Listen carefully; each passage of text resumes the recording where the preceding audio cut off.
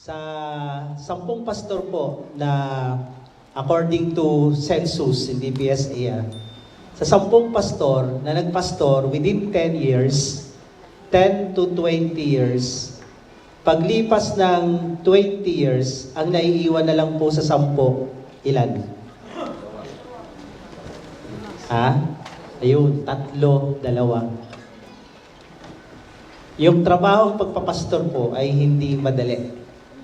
Kaya naalala niyo yung kalabaw nung piyesta? Kalimutan?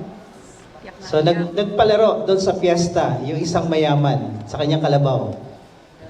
At ang sabi niya, kung sino makakapagpaiyak sa kalabaw kong ito, mananalo ng 15,000 pesos. So, maliit sa atin yun, pero sa probinsya malaki yun.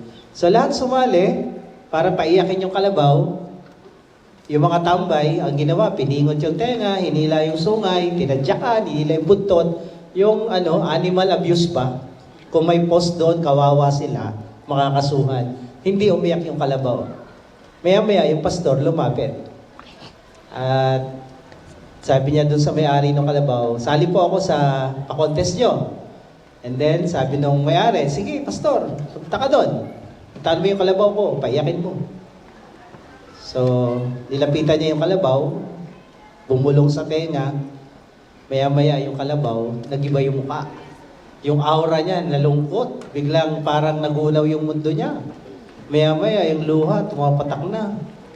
Maya-maya, naglupasay na yung kalabaw, hindi na niya napigilan yung kanyang nararamdaman. Nag-tantrum na, nag-iiyak na yung kalabaw. Palakpakan yung mga tao sa paligid. Sabi, ang galing mo, pastor. Ang galing mo, napaiyak mo yung kalabaw na walang sino mang nakapagpaiyak kanina, palakpakan. And then sabi nung may-ari, ito po yung 15,000. Ano po ba ginawa nyo? Bakit nyo napaiyak yung kalabaw ko? Sabi niya, may sinabi lang naman ako. Sabi nung may-ari, ano yung sinabi nyo? Sinabi ko lang naman sa kanya kung ano yung trabaho ko bilang pastor at magkano yung natatanggap ko. Naiyak yung kalabaw. Sa dami ng trabaho ng pastor, alam niyo anong trabaho namin? Lalo na nagsisimula itong church na to.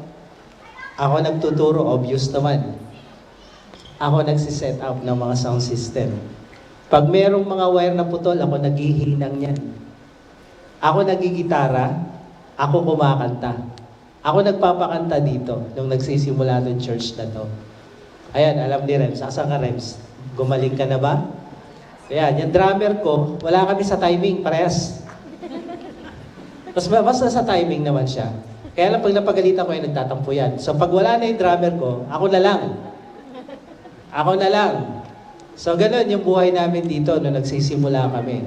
Tapos minsan ako pa yung usher. So one-man band. So pag may nag-away, barangay Lupon kami. Madaling araw, nandun kami, nag-aayos kami ng buhay ng mag-asawa, alas 3 ng umaga. Alam ng mga tao yun, na kinikwento ko, hindi ko nababanggitin pangalan nyo. Sabihin ko na lang kung sakay na ko po. May mga lumilipad na kutsara, plato, flying saucer, di pa kayo nakakita. Nakita na namin niya ilang ulit. So yan yung trabaho namin. Attorney, barangay tanod, barangay lupon, ano pa ba? Electrician, karpintero, driver, school bus. Lahat ng leaders dito, lalo na mga single pa yan, inahatid namin yan sa mga bahay nila. Pag inabot kami ng alauna hanggang alas 3 sa madaling araw, sa prayer meeting at meeting, inahatid namin sila isa-isa. Hanggang gate. Kaya pasalamat kayo na pangasawa niya yung mga yan, iningatan namin yan. Pasalamat kayo, hindi lang bilang pastor, kundi bilang driver. Lalo si Maki, si Maki. Sino pa? Si Ray. Ay, hindi si Ray. Sino ba yung lagi namin nahatid? Ayan, sila Jen. Nahatid namin yan kung saan-saang umaga na kami umuwi. So, naiyak talaga yung kalabaw. Barangay captain ka, barangay tanod ka, barangay lupon ka, attorney ka, driver ka, electrician ka, karpintero ka. Lahat na. Tapos, magkano tinatanggap mo? Naiyak talaga yung kalabaw. Iyak ng iyak. Lumipas ang maraming araw at linggo, hindi na kumain yung kalabaw na depressed. Nagkaroon siya ng suicidal thoughts. Gusto nang magpakamatay ng kalabaw sa sobrang depression. So, ang ginawa ng may-ari ng kalabaw, nagpa-contest ulit. Naawa naman siya sa kalabaw, baka makasuhan siya. So, sabi niya, kung sino yung makakapagpakilos uli, nag-procrastinate na yung kalabaw ko, depressed na, sino makakapagpakilos uli sa kalabaw ko? Another 15,000. So, contest uli, sumali uli yung iba, tinila uli, tinulak para lang tumayo, kumilos, ayaw ng kalabaw. Balik si pastor. Sabi ni pastor, ako po uli, sasali. Sabi ng may-ari ng kalabaw, ikaw naman may kagagawan yan. Sige na. Sige na. Puntahan mo yung kalabaw ko. Awang-awa na ako, nangayayat na. So lumapit ulit siya sa kalabaw at bumulong ulit yung kalabaw, tumayo. Dilat yung mata. Shock na shock at tumakbo ng mabilis, palakpakan uli yung mga tao. Sabi nilang, galing mo pastor. Napatayo mo yung kalabaw, napakilos mo, tumakbo pa. Sabi ng may-ari ng kalabaw, pastor, ano ba sinabi mo? Bakit ang bilis niyang tumayo? Wala po, tinanong ko lang kung gusto niyang magpastor. Tumakbo yung kalabaw, iiling-iling, at ang bilis ko maripas, palayo. Ayaw niya. Ano yung katabi mo? Ikaw, gusto mo? Ha? Gusto mo? Ang pagpapastor po ay calling. Hindi ito ginugusto lang. Tawag ng Panginoon. At pag ikaw nag-respond sa tawag niya, God will help you na ma-overcome yung lahat ng struggles na dadaanan mo. Sa kasabayan kong pastor, mula noon, 1987, ilang taon na ba? Iilan na lang natira. Kaya nga out of 10, siguro tama kayo, 2-3 na iiwan. Na sane pa. Matino pa utak. Matino pa utak. Buo pa pamilya. Ganon kahirap ang buhay ng pastor dahil marami akong pastor na kilala, wasak na pamilya. Pastor to Yung iba depressed na. May isa nag-suicide dyan sa taas, sa Antipolo. Dahil sa pasaway ng mga miyembro. Kaya mahirap po. Kaya pag ikaw tinawag magpastor, isa ka sa mga endangered species. Mga extinct na lahi. Kaya pag tinawag kang magpastor, mag-raise up ka kagad na kamay, yes Lord. Kukunti na lang sila, kailangan nila na kasama. Kaya pag tinatawag ka, magtino ka. Sabi mo sa katabi mo, magtino ka. Pag tinawag ka, dahil hindi mahirap hindi madali tong trabahong ito.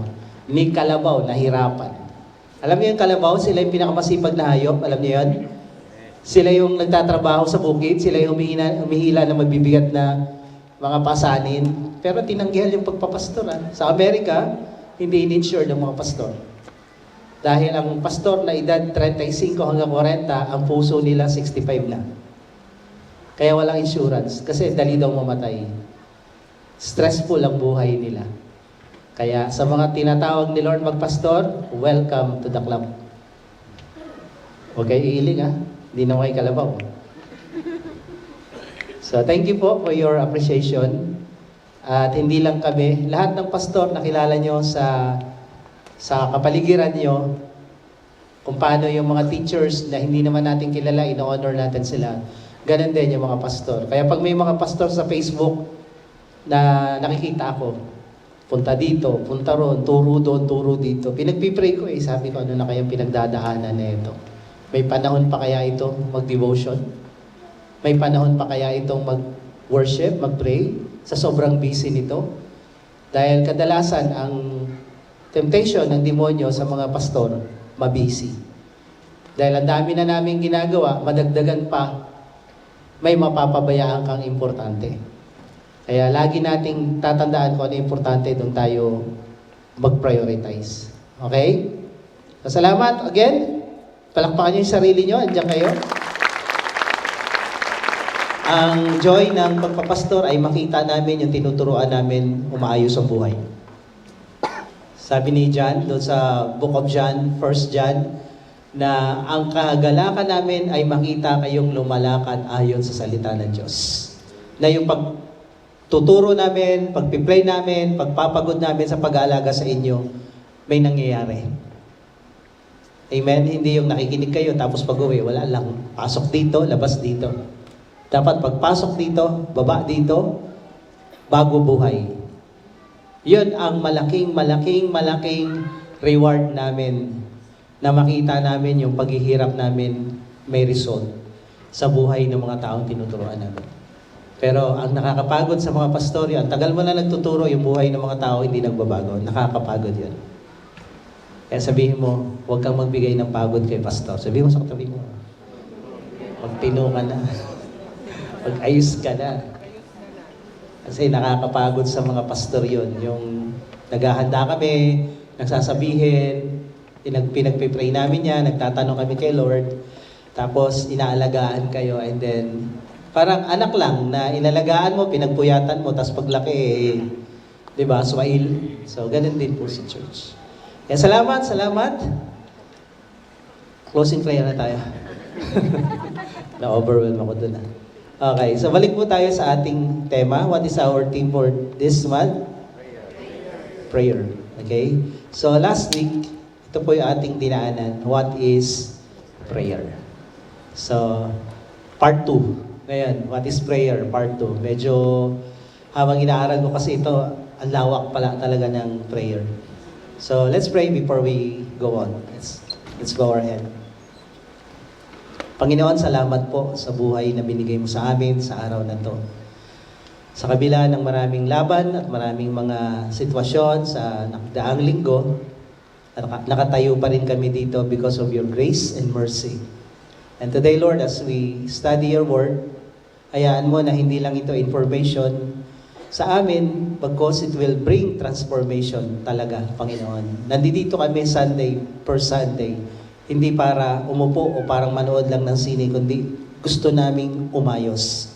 Gusto naming mabago, gusto naming lumago, at gusto naming magamit mo. Kaya I pray, Lord, na bawat salita na aming pagbubulay-bulayan, hayaan mo na bumaon sa aming puso at isip, tumubo sa aming spirito ito at mamunga ng righteousness.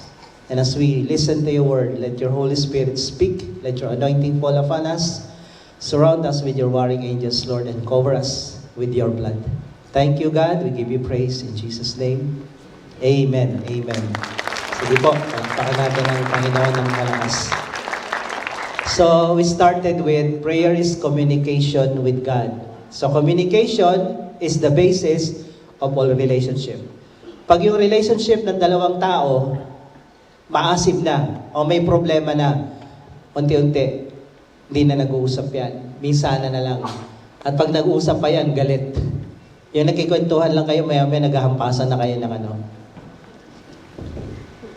Yan. Ibig sabihin ng relationship, may problema. Hindi na lagi nag-uusap, hindi na lagi nagme-message, hindi na lagi nagte-text, hindi na nagkikibuan, may problema ang relationship. Pag tayo hindi nakikipag-usap kay Lord lagi, may problema relationship natin kay Lord. Kung nagpe-pray ka lang once a day or once a week, lalo, malaki problema mo kay Lord. Ibig sabihin, hindi kayo close.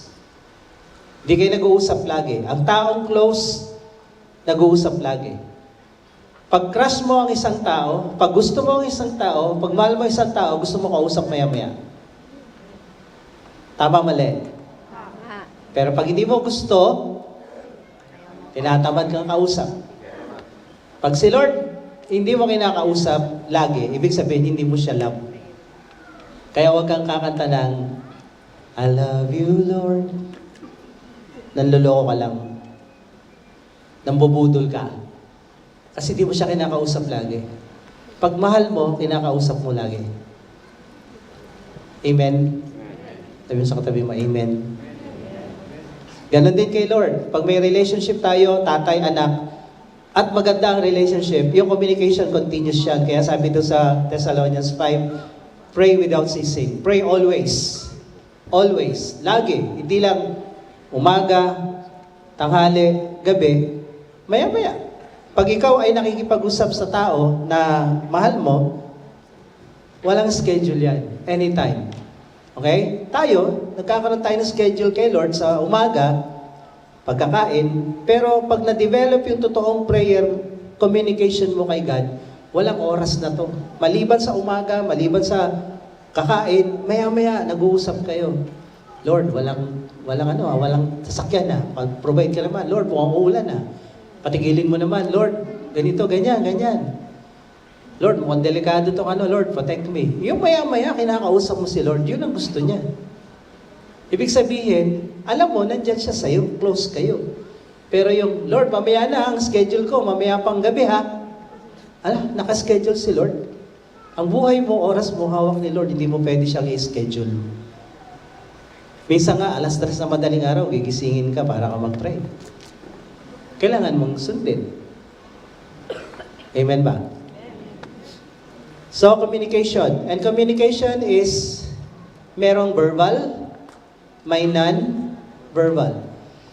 Yung non-verbal is more powerful than verbal. Okay? Dahil yung non-verbal, kadalasan, ito'y galing sa puso, hindi galing sa nguso. Pag umiyak ka na kay Lord, binuhos mo na yung laman ng nararamdaman mo, yung liquid prayer mo, alam na ni Lord yun, nahihirapan ka na, at alam ni Lord kung ano pinaparating mo sa Kanya. So yun, non-verbal, liquid prayers, tears. And prayer is connecting, okay? Connecting with God. Pag walang connection sa Wi-Fi, talaga naman, ang laki ng problema ng mga kabataan. Pati na rin tayo. Kasi pag may business tayo. So we need to connect. Prayer is connecting with the power of God. Okay? Prayer is spiritual recharging. Pag hindi ka nagpipray, lobat ka lagi. At alam niyo, pag lobat lagi, ni simple message, hindi masend. Ni simple app, di mabuksan. Pag ikaw lobat, wala kang silbi. Okay? Yung cellphone mo na lobat, walang silbi. Kahit pa yan, iPhone 20. Meron na bang ganon? iPhone 14 pa lang ako eh. So kahit pa yan, anong klase, walang silbi yan pag lobat ka. Okay? So, after natin pinag-aralan to last week, asan ka na dito? 1, 2, 3, 4, 5. Asan ka na? Tanong mo yung katabi mo, asan ka na? Malakas na signal mo? Fully charged ka na? Asan ka na?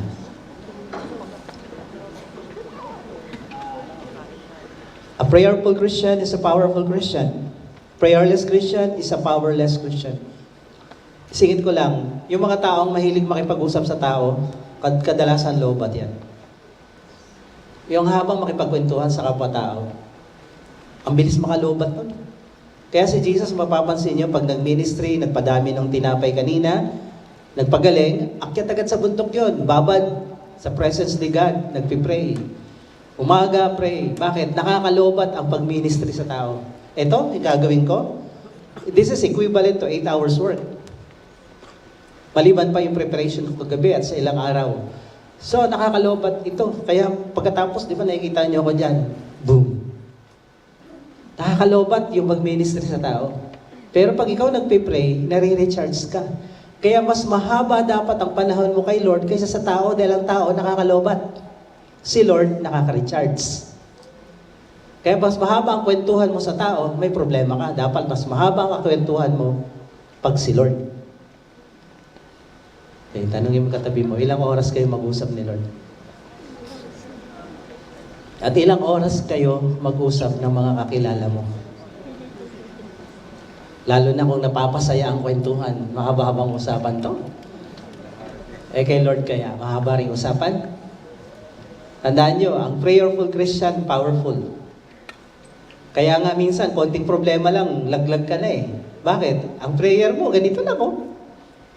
Sabi sa India, kuncham. Sabi sa Aklano, Sangkiri. Bisaya, Jutay. Gagmay. Eh kung ang prayer mo matindi, kahit ano pang harapin mong problema, kakayanin mo. Okay? Kaya tingnan nyo to. Kinaya niya eh oh. We can do all things through Christ. So prayer is asking God for help and reinforcement. I-review ko lang po yung dinaanan. Alala natin yung paglubog ni Pedro doon sa tubig. Kailan siya tinulungan? Nung siya humingi ng tulong. Asa na siya sa tubig? Tuhod, bewang, leeg, Kayo, kailan kayo hihingi ng tulong kay Lord? Kung kailan lubog na ulo mo sa problema? Kailan kayo hihingi ng tulong kay Lord? Kung kailan lubog ka na sa sitwasyon nyo at saka pa hihingi ng tulong? Alam nyo, maraming taong lumubog dahil sa kayabangan. Ayaw humingi ng tulong. Kaya ko to. Marami na ako nakitang ganyan. Lalo sa mga lalaki. Mas mayabang daw mga lalaki, sabi nila eh. Tama ba mga boys? Ayaw nila sumagot, away ito. Ang dami kong kilalang lalaki, ayaw humingi ng tulong, mawawala yung pagkalalaki ko. Lalong nawala nung hindi humingi ng tulong. So, etong si Pedro, ganun siguro na sa utak niya, teka lang, swimmer ako, may isda ako, hindi ako hingi ng tulong. Eh, hanggang dito na. Tsaka lang sumigaw ng, tama ang Lord. So, tinulungan siya ni Jesus. Huwag ka nang mag-antay na lubog ka na bago ka humingi ng tulong. Sabi mo sa katabi mo, huwag mo antayin. Huwag mo antayin na lubog ka na at saka ka pa magdadasal ng seryoso. Huwag. Ngayon na, gawin mo na.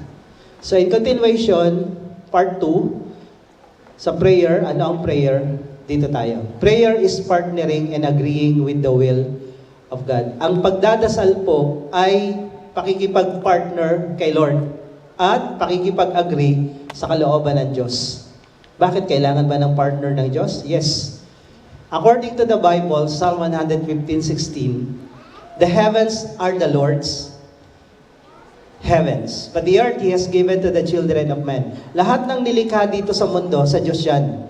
Pero specifically, nung nilikha niya si Adan at si Eva, ang sabi niya, kayo ang hari dyan sa daigdig. Kayo ang boss. Lahat ng mga nilikha ko dito, susunod sa inyo. Pati yung aas.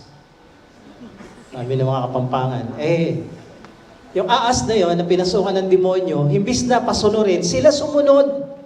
Alam niyo, dapat kung sino yung susundin at sino magpapasunod. Huwag tayong malito dyan. Diyan bumagsak ang kauna-unahang tao na hindi niya alam na siya pala dapat masunod. Siya ang leader doon. Nilagay siyang leader ni Lord, pasunurin mo yan, pati ang ahas. Utusan mo yan. Ay hindi, siya ang sumunod eh. Nagkalituhan, hindi niya alam kung sino yung leader talaga rito eh. So, ang sabi dito ni Lord, kayo leader dyan, Adan, Eva, the earth He has given to the children of man. The whole creation, pag-aari ni God. Pero itong earth specifically, sa inyo yan. Tao, kayo ang boss dyan. Ang problema, itong tao na to, na nakalimutan niya na sa yung boss, sumunod sa ahas, natukso ng Diablo, and then naging alipin ng Diablo. So sila pa rin ang nasusunod sa earth, kaya lang demonically controlled na. Demonically inspired na yung kanilang mga desisyon. Hindi na sila guided ng Diyos. So itong earth na to, tao pa rin ang nasusunod. Pero yung taong yon, makasalanan. Kaya nga dumating si Lord para magkaroon ng grupo ng mga tao na righteous, na pangontra sa mga anak ng Diablong to. So ngayon, ang Diyos, hindi niya pakikialaman ang affairs ng earth without the cooperation and permission or approval of man. Ang Diyos hindi bastos. Kung mapapansin niyo sa Revelations 3:20, kumakatok siya sa church. Church niya na yan, ha? Church niya na, kinakatok pa niya bago pumasok. Bakit? Hindi ba siya pwedeng pumasok diretso? Pwede. Bakit hindi? Kasi ganun ang Diyos. Ayaw niyang i-violate yung free will mo. So ganun din dito, nilikha ng Diyos si Adan at si Eva, inyo yan. Kaso naging loyalty nila sa Diablo. So nag-create ang Diyos ng church, ng mga Christian. Ngayon, ang balance of power na sa kamay natin. Hindi pwedeng makialam ang Diyos dito without us praying to Him. Lord, tabang, help, reinforcement. So pag tayo nag-pray, agad-agad si Lord nandyan, tumutulong sa atin. Gustong-gusto niya yun. Kaya sabi dun sa Our Father, your will be done on earth. Your kingdom come, your will be done on earth as it is in heaven. So ngayon, yung kaharian niya doon sa langit, bumaba dito sa lupa at maghari ka dito at nangyayari lang yon when we pray. Sa pamilya nyo, sa sitwasyon ng problema nyo, finances o kung ano man, the kingdom of God, the will of God will happen when you pray. Pero kung hindi, bahala sa buhay mo. Lumaban ka mag-isa. Kaya nga kinanta kanina, di ba? When we fight on our knees. Tuhurin mo. Prayer ang laban dito. When you pray, the Lord works. When you work, you work. So, ang langit sa Diyos, ang lupa atin, para makakilos ang Diyos dito sa lupa, kailangan natin mag-pray. We are God's fellow workers. May trabaho tayong gagawin, may trabaho ang Diyos, pero kailangan nating mag-cooperate with Him. Sabi dito, without God, we cannot. Kung wala ang Diyos, wala tayong magagawa. Without us, God will not.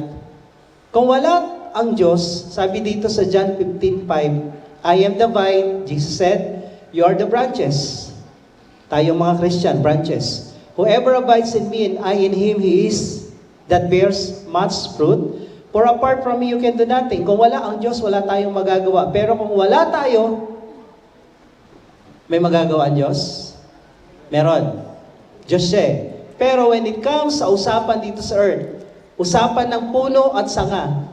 Okay, maliban sa, ano bang mga puno yan, na namumunga yung mismong puno, yung langka. Maliban sa langka, ang pinag-uusapan dito, vine. Ang vine, ito yung puno niya, ang bunga nandoon sa mga sanga. Si Lord ang puno, tayo ang mga sanga. Ang bunga, hindi sa puno lumalabas, sa sanga. Ang expression ni God sa atin.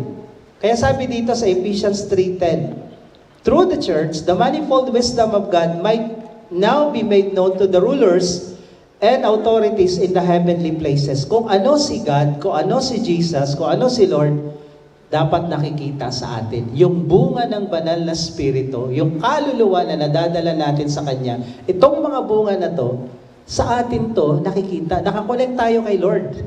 Okay? Wala tayong magiging bunga kung hiwalay tayo. Pero, ang bunga na yon, hindi rin mangyayari kung wala tayo. Kailangan natin si Lord, kailangan ni Lord tayo. Naintindihan natin?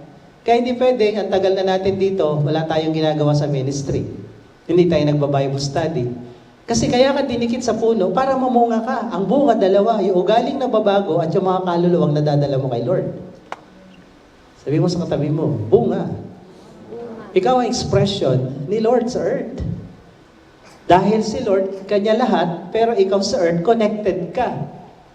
Masyadong mysterious yung pagiging Christian at pagiging church, no? Tinuro ko na to during the time of pandemic sa YouTube. Nandun yun. Na ang church, tayo din yung portal. Alam niyo ba yung mga Marvel movies, bigla na lang darating si Thor, galing sa anumang multi-verse na yan, multi-universe, biglang nandiyan na siya sa New York. Tayo, ang church, ang portal ng langit. Tayong nakakonect sa langit. Okay? Tayo yung gates of heaven. Heaven's gate. Yung mga hindi taga-Antipolo, hindi nila alam yun. Totoo yun. Tayo ang gates of heaven. Nakakapasok ang Diyos sa earth. Sa atmosphere ng earth through us. When we pray, God works. Kaya yung portal, totoo yan. Totoo yan. Pero hindi Marvel movies. Okay? Hindi si Thanos. 1 John 5:14-15. This is the confidence that we have toward Him, that if we ask anything according to His will, He hears us. Actually, ang prayer is not asking what we want. Prayer is asking what God wants. When we pray, next topic, next Sunday, pag tayo nagpipray, ang unang nababago yung puso, utak natin, hindi yung taong pinagpipray. Ang problema kasi sa atin, gusto nating baguhin ang mundo, pero ayaw nating magbago. Nakita ko nga sa Facebook yung isang isang picture doon, may nagtanong, sino ang gustong mabago ang mundo? Lahat nagtaas ng kamay. Pangalawang tanong, sabi niya, sino ang gustong magbago? Walang nagtaas ng kamay. Kaya tayo hindi masaya, kaya tayo namumroblema, gusto nating baguhin yung mga tao sa paligid natin. Pero when we pray, tayo yung unang nagbabago para maintindihan natin ba't ganun sila. Bago sila magbago. Kaya nga pag nagre-retreat tayo, lagi ko sinasabi, paglabas mo, bago na lahat. Bakit? Ikaw yung nagbago eh. Pati pananaw mo sa kanila bago. When you pray, inaalam natin, Lord, ano ba yung kalooban mo? Dahil pag ang pinagpipray mo hindi kalooban ni Lord, wala kang matatanggap. If we ask according to His will, He hears us. And if we know that He hears us, whatever we ask, we know that we have the request that we ask of Him. Kung alam natin kalooban ni Lord yan, pinag-pray natin, sigurado tayo dyan, sureball yan, merong sagot. Hindi man agad, banda-banda dyan, darating din yan. Kaya siguraduhin mo, kalooban ba ni Lord yung pinagpipray mo? How to know? Bible, basahin mo. Okay? Matthew 6:10, your kingdom come, your will be done on earth as it is in heaven. The kingdom of God is in heaven. When you pray, bumababa yan sa earth. Yung kalooban ng Diyos sa langit, na punong-puno ng pagpapala, nararanasan mo yan sa lupa. When you pray. So the goal of this is to make us prayerful. Prayer is the hand that gets all the blessing from God. Gusto nating mabless, pero ayaw nating mag-pray.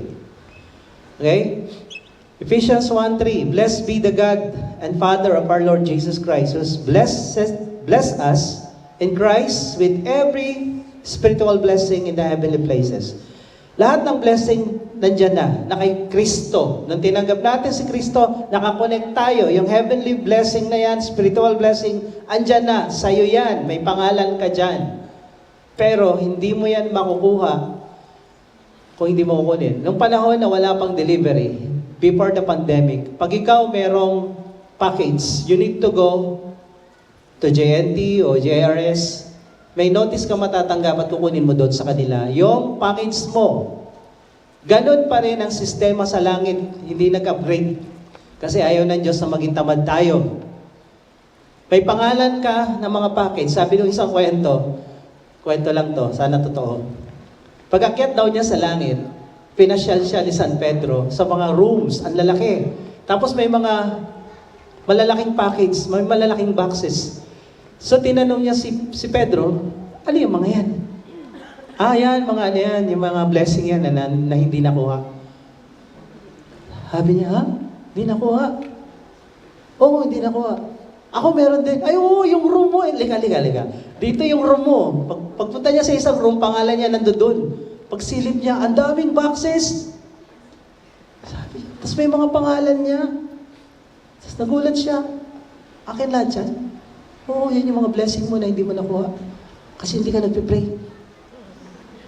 Hirap na hirap ka sa lupa. Samantalang sa langit, punong-puno ng pagpapala nakalagay sa pangalan mo, pero hindi mo nakuha kasi hindi ka nagpipray. Tumingin ka sa katabi mo, hindi mo nakuha. Kasi hindi ka nagpipray. You do not have because you do not ask, sabi ni James. Nagulat siya, bakit puno yung kwarto ko sa langit ng mga blessing? Hindi ka nag-pray Tapos binuksan niya. Uy, Adidas. Uy, Nike. Hindi na kailangan sapatos sa langit. Uy, Rolex. 2 million blue. Pagdating sa langit, lahat ng blessing mo, hindi mo na kailangan. Dito mo kailangan yon. So para makuha mo yon, mag-pray ka. Ang prayer, ang kamay na umaabot at kumukuha sa mga pagpapalang yon. At yung pananampalataya naman natin ang susi para magbukas. Kaya pag di ka nagpipray, wala kang tinanggap kasi hindi ka humingi. Ask and it will be given to you. Humingi ka at ikaw ay bibigyan. Sabi mo sa katabi mo, huwag kang masyak pagdating sa langit. Ang dami ko palang blessing dito. Nagutom ako sa baba. Tamad mo kasi mag-pray. Prayer is spiritual breathing. Ang prayer ay spiritual na paghinga. Pag sinabing spiritual breathing, pag hindi ka na huminga, try nga natin. Huwag tayo huminga, takpan yung ilong nyo ng 5 minutes. Buhay pa naman tayo na, 10 minutes. Pag hindi ka na huminga, di ba? Ano ba yung pinanood naming movie? Heart of Stone. Nakontrol yung bunker nila na wala ng hangin. Mamamatay na sila paglipas ng ilang minuto.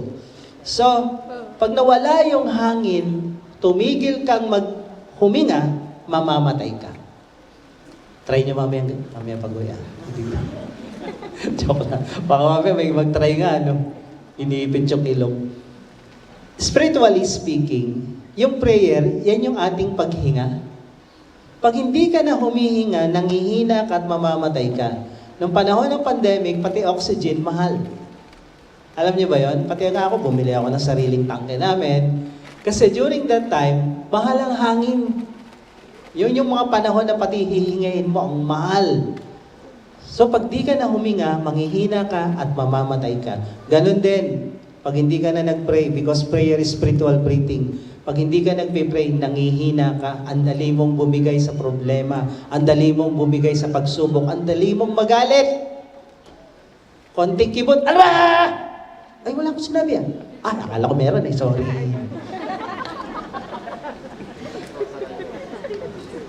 Nagsasalita pa lang bibuelo pa lang Oo, ano? Kaya katabi mo, ano? Ha? Ang bilis mong mapikon. Ang bilis mong bumigay. Bakit? Kasi mahina ka na. Mahina ka na. So when we pray, nagbe-breathe tayo spiritually. At sa breathing, alam natin dalawa. We exhale, we inhale. Sa prayer, ganun din. We exhale to God every negative things we receive from this world. Ang daming problema sa mundong ito. Alam niyo, kung wala si Lord sa mundong ito, ayoko na rito Ayoko na. Ang hirap ng mundong ito. Manood ka sa news, nakakabwisit lahat na makikita mo. Lalo ng mga politician, naku, Diyos ko, Lord. Sabi ko, pag-asa ng Pilipinas, wala talaga, si Lord lang talaga. Kahit sino pang manalo dyan nakakawalang gana yung mundong ito kung wala si Lord. Kaya nga, when you pray, these negative things na nasa isip at puso natin, Lord, sa'yo to. Binibigay mo sa Kanya. And then, we inhale positive things. Sabi dito sa 1 Peter, casting all your anxieties, ibato mo, ibigay mo, exhale mo lahat ng alalahanin mo, takot mo, problema mo, ibigay mo sa Kanya dahil ang Diyos nagmamalasakit sa iyo. So we exhale everything. Then sabi ng Philippians 4:6-7, do not be anxious. Huwag kayong magkaroon ng anxiety, ng pag-aalala sa lahat ng bagay. But in everything by prayer. Sa lahat ng bagay na nararanasan mo, nararamdaman mo, ibigay mo kay Lord yung laman ng puso mo. Galit? Nag-aalala, takot, Lord, ito, binibigay ko sa iyo. Prayer and supplication with thanksgiving, let your requests be made known to God, and the peace of God which surpasses all understanding will guard your hearts and your mind in Christ Jesus. Pag ikaw nag-exhale ng mga negative kay Lord, during the time of prayer, na-inhale mo naman yung peace that surpasses all understanding. Yung joy, kung anong meron si Lord na lilipat sa iyo. Kaya ang tunay na nagdasal, pagkatapos mo nagpray, nagbabad sa presensya ni Lord, masaya kang lalabas. Punong-puno ka ng hope. Punong-puno ka ng bagong sigla na lumaban ulit sa buhay na to. Hindi yung pagkatapos mag-pray, ang sungit mo pa rin. Sino kausap mo? Si Satanas? Saan ka galing? Prayer. Saan ka galing? Church. Ba't ang sungit mo? Sino ba kasama mo doon? Kung sino kausap mo, nagiging ganun ka. Tingnan mo yung katabi mo.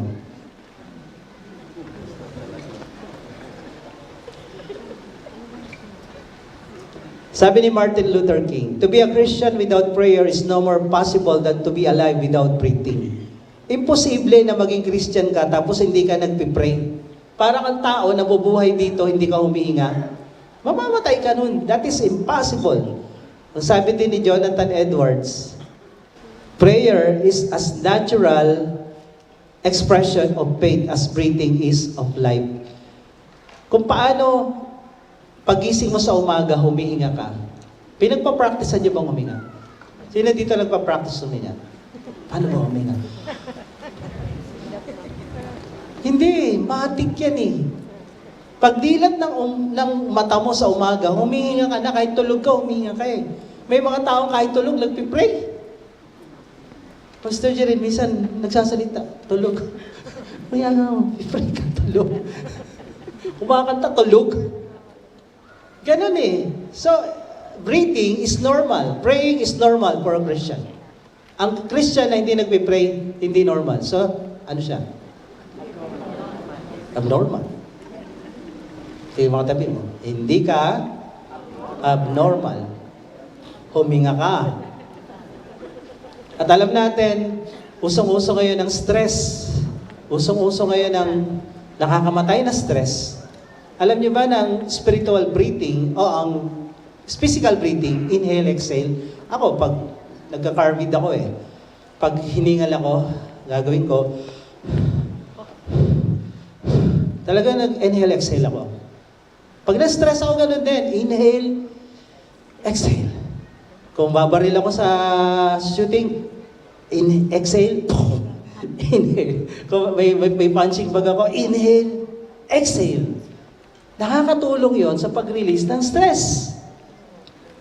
Kung physical breathing, nakakatanggal ng stress, inhale, exhale. Pati sa yoga, di ba? Hindi natin ginagawa yon dahil nakakonect sa ibang dimension ng mga spirit yon. Pero tayo, kung physical breathing ay nakakatulong sa stress, how much more spiritual? Kaya sabi doon sa binasa natin kanina, Philippians 4, the peace that guards your heart, that surpasses all understanding. Ito yung napapala natin pag nagpipray tayo. Ang dami mong problema, ang dami mong alalahanin, nawawala yun pag nagpray ka. Hindi nawala yung problema mo, hindi nawala, pero yung pakiramdam mo, nagbago. Amen? Kaya sabihin mo sa katabi mo, mag-pray ka na. Huwag tamad. Prayer is connecting people to God. Dito ako magtatapos. Pag nagpipray tayo, kinoconnect natin yung mga taong hindi nakakonect kay God. Or even nakakonect sila, ito ang tawag dito ay intercessory prayer. Praying in behalf of other people. Believers man sila o hindi. Ang intercessory prayer, tayo dito, meron tayong JM prayer request. Kaya kung kayo ay walang Bible study, sumali na kayo. Dahil dito, pag may na-hospital, may problema, nilalagay doon ng Bible study leader nila sa JM prayer request yung kanilang immediate needs. At ang dami nagte-testimony rito, salamat sa mga nag-pray. Mas maraming nagpipray, mas maigi. Okay?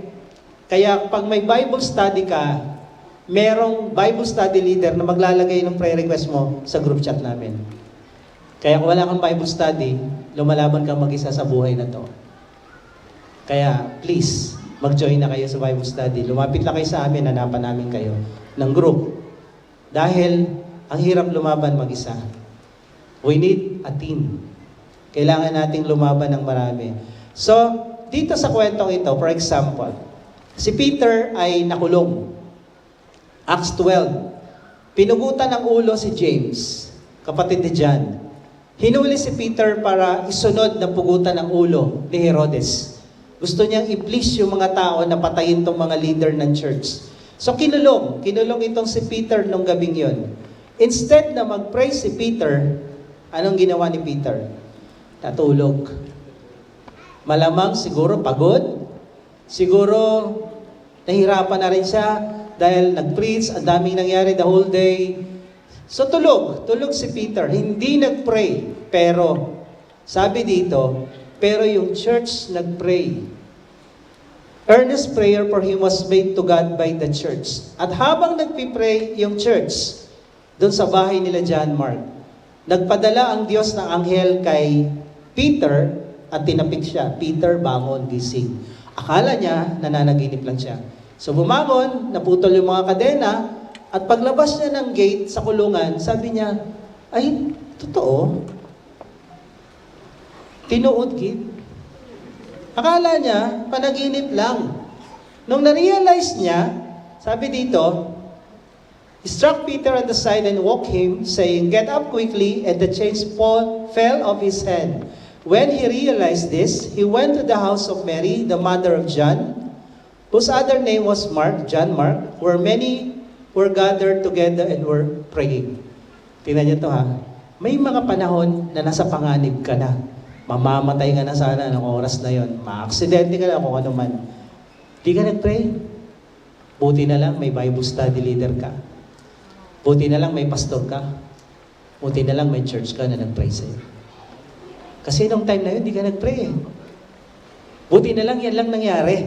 Di ba? May mga aksidente tayo na Muntik-muntikan ka na eh. Na-aksidente ka pa rin, pero hindi malala. Na-aksidente ka, naka-aksidente ka. Buti na lang, may nag-pray na iba sa'yo. Si Peter hindi nag-pray. Pero nakalaya kasi merong ibang nag-pray. That's the purpose of intercession. How much more kung pati siya nag-pray? Di ba? Kaya in the absence of prayer, sa sarili mo, buti na lang meron tayong kagrupo na nagpe-pray sa atin. Kaya importante may Bible study ka. Sabi mo sa katabi mo, may Bible study ka na ba? Kung wala pa, humanap ka na. Kasi wala kang kakampi. Mag-isa ka nakikipaglaban sa buhay na to. So, ang pinag-pray dito ay leader ng church, si Peter, believer. Pero dito sa 1 Timothy 1:4, ang intercessory prayer is for unbeliever naman. Sabi dito, verse 1, first of all, then, I urge that supplications, prayers, intercessions, and thanksgiving be made for all people. So lahat yan, mga unbeliever yan. Kaya tayo rito, we required na mag-pray ka ng 10 pangalan, minimum, na shesheran mo ng gospel. Pag-pray mo na makakilala kay Lord, yung 10 pangalan. Kung sa 10 pangalan nakakilala na kay Lord, nakapag-open ka ng Bible study, 5, dagdagan mo naman. Kasi God wants all men to be saved. Ibig sabihin, hindi lang yung 10, dagdagan mo. Kung tapos na yung 5 o 10, add more. Hindi natatapos to hanggat hindi dumadating si Jesus. Who desires all people to be saved and to come to the knowledge of the truth. Yung intercessory prayer for the unbeliever, ang pinagpipray natin, masave sila. Makakilala sila kay Jesus. Makapasok sila sa langit. Bakit? Kailangan natin ipag-pray. John 17 verse 9. Pag binasa nyo sa Hebrews, John 17 at sa iba pang mga verses, si Jesus pinagpipray tayo. Isa pang bonus. Kung hindi ka nakapag-pray, munti ka ng matuluyan. May nag-pray na pastor, may nag-pray na church, may nag-pray na leader ka, pati si Jesus pinagpipray ka. Yun ang kagandahan. Kaya kung dati ang batas, yung earth sa tao, ang heaven kay Lord, hindi siya pwedeng magkaroon na access sa earth without us praying. Pero nung si Jesus bumaba ng katawang tao, yung langit at lupa na-connect through Jesus Christ and through the church. So anytime, pwedeng mag-intervene ang Diyos sa earth. Kasi si Jesus, nagpipray 24/7. He lives and intercede for us. Nagpipray siya sa atin 24/7. So, sabi dito, verse 9, si Jesus, I am praying for them sa mga Christian. I am not praying for the world. Sa mga unbelievers, hindi niya pinagpipray yun. Ang pinagpipray niya yung mga Christians. Tayo. Imagine mo, ang intercessor mo si Jesus. Kaya dami mong pasaway, dami mong sablay, pero andiyan ka pa. Andiyan ka pa. Kasi pinagpipray ka ni Jesus, pero huwag kang abuso, ha? May hangganan yan. But for those whom you have given me, for they are yours. Kung ang pinagpipray ni Jesus, tayo, 24/7, sino magpipray sa unbeliever? Ha? Sino? Tayo. Obviously. Si Jesus pinagpipray tayo lagi. Sino magpipray sa mga unbeliever para maging anak ng Diyos? Tayo. Tayo mga Christian. Kaya, kung kayo wala pang 10 names na pinagpipray, ay magsulat na kayo. Kung kayo may 10 names, yung 5 doon ay umaattend na ng Bible study nyo, dagdagan nyo na. So prayer is connecting people to God. Sabi dito, ito yung unang paraan ng intercession. When you pray for unbeliever, ganito. Nung nakapako sa krus si Jesus, ito yung sinabi niya, Father, forgive them, for they know not what they do. Para maligtas ang mga unbeliever, ang mga tao, at makalapit kay Jesus, kailangan nating ihingi sila ng tawad sa Diyos. Hindi sila marunong humingi ng tawad. Ang taong makasalanan mayabang, hindi yan humihingi ng sorry. Religious yan. Ngayon, dahil hindi sila hihingi ng tawad, hindi sila maliligtas. Repentance and forgiveness is needed para ka masave. So, ang hihingi ng tawad para sa kanila, tayo. Kaya yung 10 names na pinagpipray, Lord, patawarin mo to si Tarpulano, si Tarpulana, sa kanyang kasalanan, sa kanyang kalokohang ginagawa. Nag-i-intercede tayo para sa kanila, para mabago buhay nila. Pag ikaw nag-pray ng forgiveness sa kanila, verse 43, may dalawang magnanakaw doon sa krus, sa kanan at kaliwa ni Jesus. Yung isa, ang sabi ko, ikaw ang anak ng Diyos, sige, baba mo sarili mo, iligtas mo at maniniwala kami. Ang sabi ng isa, alam niyo to, tinuturo sa Bible study to? Topic number 5 ba yan? 5. Sabi niya, Jesus, alalahanin mo ako pag naghahari ka na sa iyong kaharian. Sabi niya, today you will be with me in paradise. Naligtas? Hindi. Naligtas yung isa. When you speak forgiveness, somebody will be saved. Pag pinagpipray mo yung mga pangalan na yan, Lord, patawarin mo sa kahangalan. Patawarin mo sa pagiging relihiyoso. Patawarin mo sa kanyang bisyo. Yung forgiveness, unti-unti pumapasok sa taong ito. Another kwento. Si Stephen, nag-share ng gospel. Galit itong mga taga-Jerusalem sa mga Christian. Lalong-lalo na si Saul na naging Paul. So pinatay nila ang unang martyr si Stephen, pinagbabato. After mag-share ng gospel, historically, hindi nila kayang kontrolin, hindi nila kayang patigilin at kontrahin, pinatay na lang nila. So habang pinapatay nila si Stephen, ang leader at promotor ng pagpatay ay si Saul, na naging Pablo, naging Paul.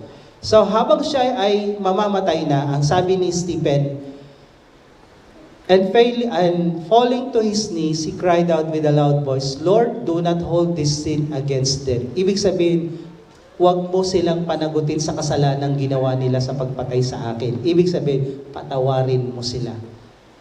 At narinig yun ni Saul. Pagdating sa chapter 9, itong Saul na to, na-encounter si Jesus, papunta ng road of Damascus, naging Christian at agad-agad nag-share patungkol kay Jesus. When you pray for forgiveness, ang tao nasisave.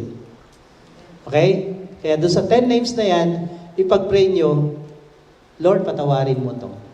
Huwag kayo angal lang angal sa mga nangyayari sa paligid nyo. Ihingi nyo na lang ng tawad sila dahil yun lang naman magagawa natin sa prayer. And when we do that, something is going on in the spirit realm.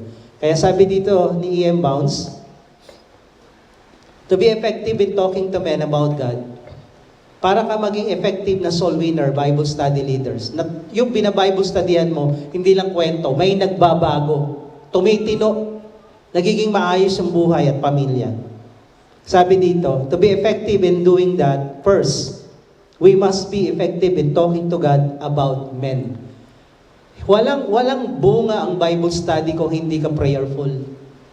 Walang bunga lahat ang ginagawa mo kung hindi ka magpipray. Negosyo, ganun din. Sipag mo, pero hindi ka nagpipray. Kala niya pinagpipray, church lang, hindi. Buhay, pamilya, trabaho, negosyo, lahat pinagpipray yan. Kaya kung hindi mo pinagpipray yan, struggle ka talaga. So lahat pinagpipray.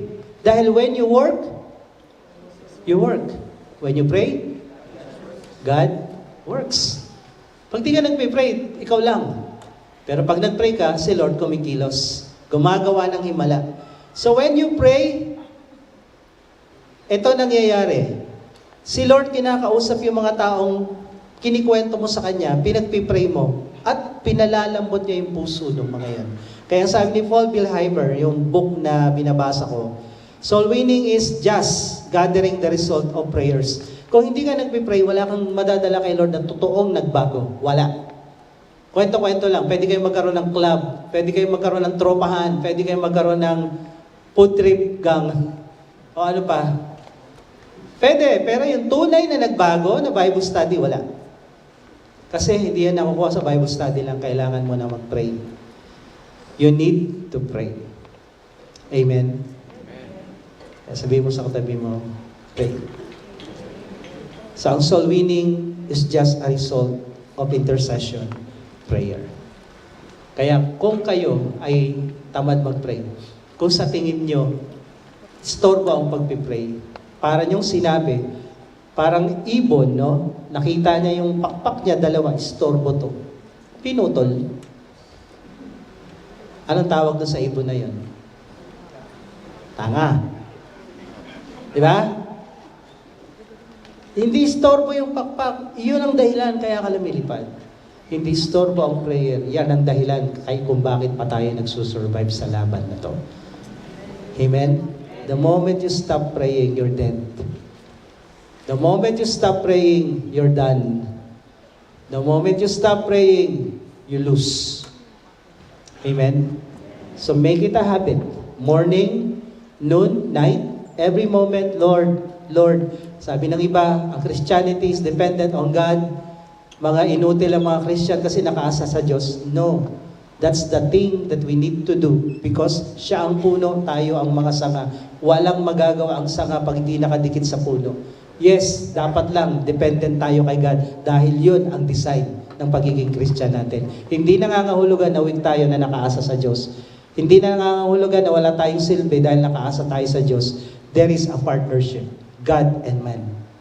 Kaya wag nating hayaan na hindi ito maganap. Amen? Tayo. Sige, palakpakan natin si Lord. The goal of this message is maging seryoso tayo, mahalin natin ang Diyos. Dahil kung mamahalin lang natin prayer, hindi natin mahal ang Diyos, magsasawa din tayo. Mahalin natin ang Diyos dahil ang taong mahal mo, kinakausap mo. Ang taong kinainisan mo, iniiwasan mo. Mahalin natin ang Diyos. Dahil siya ang una nagmahal sa atin, ginawa niya lahat para sa atin, tinodo niya, wala siyang tinira. Nung binigay niya si Jesus, wala siyang tinira. He gave His best. If you care enough, you will send the very best. Hindi niya na alam yan. So before we close in prayer, sino po yung ngayon lang nakapunta rito? Pwede po bang taas niyo kamay niyo, wagayway lang. Ayan. So welcome po kayo dito sa Juia. Pwede po bumaba kayo dito. Pag-pray ko kayo, tapos na tayo. Closing prayer lang. Kung merong nag-invite, pakisamahan nyo na. O ushers, pakiguide nyo sila. Sige po, taas yung kamay yung mga ngayon lang naka-attend. Ito po kayo dito, i-bless ko lang kayo. Bitbitin nyo na yung mga gamit nyo dahil hindi na kayo babalik dyan. Sige po, punta po kayo dito. Tayo kayo dito sa harapan. We will pray for you. So prayer is connecting people to God. We connect you to God. No? Christian man o hindi Christian, ang pinakikinggan ng Diyos ay yung mga anak niya. Kaya when we pray, kahit hindi anak niya ang pinagpipray natin, pinakikinggan tayo ng Diyos kasi anak niya tayo in behalf of those people. Kaya napakalaking pribilehiyo na maging anak ng Diyos. Kaya today, meron pa po ba? Sa mga first-timer natin na nandirito ngayon, welcome po kayo sa Jesus Our Hope. Kami po ay isang Christian group na walang tinataas na grupo, pangalan o leader ng pati pangalan ko, huwag niyo na alalahanin. Ang kailangan po natin si Jesus at yung salita ng Diyos. Ayan. So, yung topic po natin is prayer. At alam natin, dito sa Pilipinas, lumaki tayo yung dasal na Ama namin, sumasalangit ka, sambahin ang ngalan mo. Yung word na Ama namin, ibig sabihin, anak lang ang pwedeng magdasal nun. Our Father who art in heaven, hallowed be your name. Anak lang. At ang sabi ng Bible, para tayo maging anak, maging legit, maging qualified na tumawag ng Our Father, kailangan nating tanggapin yung nag-iisang anak ng Diyos, si Jesus Christ. Sabi ng John 3:16, God so loved the world that He gave His only begotten Son. Iisa lang ang anak ng Diyos. Iisa lang, hindi marami. Ngayon yung nag-iisang anak ng Diyos, pag tinanggap natin, John 1:12, as many as receive Him, to them, He gave the power to become children of God. So pag tinanggap natin yung binigay si Jesus, tayo magiging anak din ng Diyos. At any moment, anytime, anywhere, pwede tayong tumawag, Tatay, Ama namin, na nasa langit, sambahin ang ngalan mo. At pag nakakonect tayo kay God, anything is possible. Anything can happen. Blessing will come. Everything. So, gusto niyo po ba yan? Pray tayo, ha? Okay, so just bow your head and close your eyes. Lahat po tayo. And taas po natin yung isang kamay natin sa Diyos at sumunod kayo sa panalangin ito na babanggitin ko. Sabihin nyo, Panginoong Jesus, ako po'y lumalapit sa iyo. Nagpapakumbaba. Inaamin ko Ako isang makasalanan. At wala po akong magagawa para iligtas, para ayusin, para baguhin ang aking sarili. Ngunit Panginoon, ako po'y nananampalataya, kaya ka namatay sa krus ay para tubusin ako, patawarin at linisin sa lahat-lahat ng mga kasalanan ko. Sa oras pong ito, binubuksan ko sa iyo ang aking puso. Pinapapasok kita. Tinatanggap kita bilang aking Diyos, Panginoon at tagapagligtas ng aking buhay. Salamat po sa pagpapatawad mo sa buhay na walang hanggan at sa pagtanggap mo sa akin bilang anak ng Diyos. Ito po ang aking dalangin sa pangalan ni Jesus. Amen. Ako na lang po magpipray. Patuloy tayong nakayukot na kapikit. Pwede nyo na ibabangin yung kamay. Lord, ang dalangin ko sa lahat ng mga lumapit dito sa harapan, sa iyong mga anak na ito, yung aming topic na pag kami tumawag sa iyo, Ama, nandyan ka at handang makinig at handang tumulong. Lord, I pray, bigyan mo ng sample itong mga to, Panginoon. As they come to you today, Lord, I pray, kung ano man yung pinagdadaanan nila, ano man yung mga sitwasyon nila, ano man yung mga problema nila, Panginoon, intervene. We ask you, Lord, to intervene, to help. We ask you to reinforce kung ano man pangangailangan nila sa buhay ngayon, ano mang blessing, kagalingan, o ano man mga sitwasyon na meron sila. We ask you, Lord, to intervene in Jesus' name. Yung mga hiling nila, yung mga panalangin nila, sagutin mo ayon sa kalooban mo, Panginoon. Yung mga laban nila, you fight for them in Jesus' name. Mula dito sa baba hanggang sa taas, mapatunayan namin yung kapangyarihan ng dasal, Panginoon.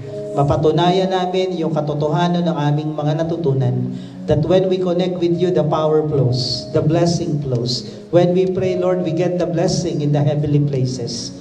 Lord, in the name of Jesus, this is not just a theory. This is the truth that will set us free. Kaya Lord, I pray, help us. Let the spirit of prayer, let the spirit of intercession fill our hearts, fill our mind, fill our spirit, body, and soul. That beginning today, we will be men and women of prayers, of intercession. Thank you, Lord. Bless us the whole week and make us a blessing. We give you praise. We give you all the glory. In Jesus' name we pray. Amen.